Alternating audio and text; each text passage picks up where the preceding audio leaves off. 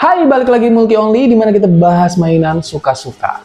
Kali ini kita punya JMS Gundam Transient tapi yang warna putihnya.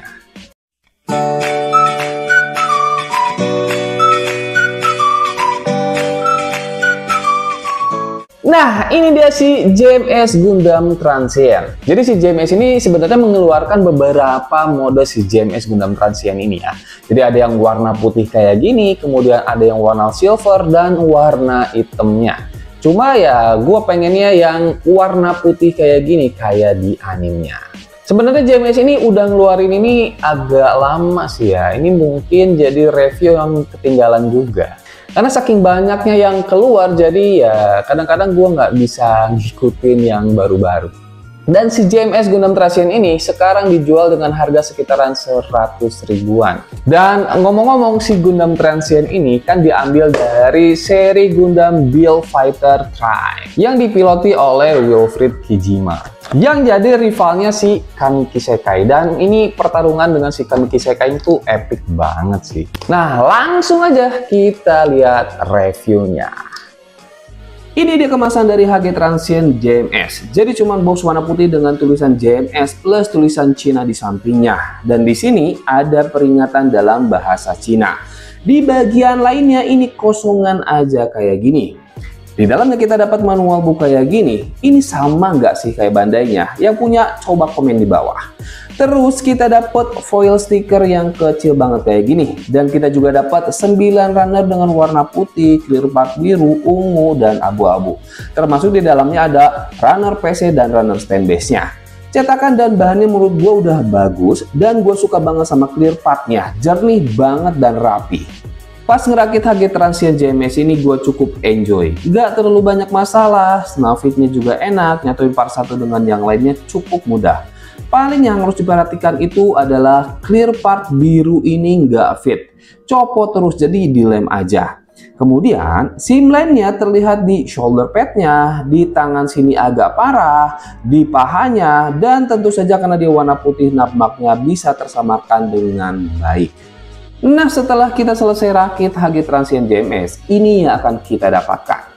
Pertama, kita dapat body unitnya, kemudian kita dapat sepasang tangan mengepal kayak gini, sebuah tangan terbuka, sepasang tangan menggenggam, kemudian ada dua buah tombak yang keren parah sih. Clear part-nya cakep bener deh. Apalagi ujung tombaknya bisa kita buka dan jadiin trisula kayak gini, keren ya. Dan dia bisa kita pisah gagangnya. Jadinya dua buah pedang pendek kayak gini. Selanjutnya kita dapat stand base ala kadarnya begini nih. Nah, kita bahas body unit dari HG Transient JMS. Kalian bisa lihat dan nilai sendiri gimana keren dan elegannya si Transient ini. Basic desainnya dari Gundam Exia yang bisa kita notice dari torso, tangan, dan kepala bagian belakangnya. Untuk lainnya, bentuknya dirubah sedemikian rupa jadi lebih keren aja menurut gua. Terutama bentuk muka, shoulder pad, dan backpack tentunya. Proporsi badannya cukup oke lah, walaupun bodinya kecil buat kaki yang panjang, tapi tetap terlihat ganteng sih. Apalagi warnanya kan putih bersih, sedikit warna ungu dan clear part warna biru, jadi terlihat elegan banget. Detailnya sih emang nggak terlalu banyak panel lain kayak desain Gundam keluaran baru, tapi cukup oke lah. Apalagi detail di balik clear partnya cukup terlihat. Kita lihat lebih dekat yuk. Ini dia kepala HG Transient JMS. Gua sih suka sama bentuknya dengan clear part biru di jidat. Cuma matanya tuh agak jauh ya satu sama lain. Dan bagian belakang kayak Exia kayak gini. Nah, ini dia bodinya Exia banget kan. Cuma di bagian dada sini diganti kayak gini. Kemudian shoulder padnya berwarna putih memanjang kayak gini. Tangannya ya tangan Exia nggak ada yang dirubah sama sekali. Cuma sayang sim lainnya agak parah sih. Kemudian waist depan begini, waist Exia cuma ditambah panjang di sini. Waist samping begini aja. Waist belakang waist Exia tanpa beam saber.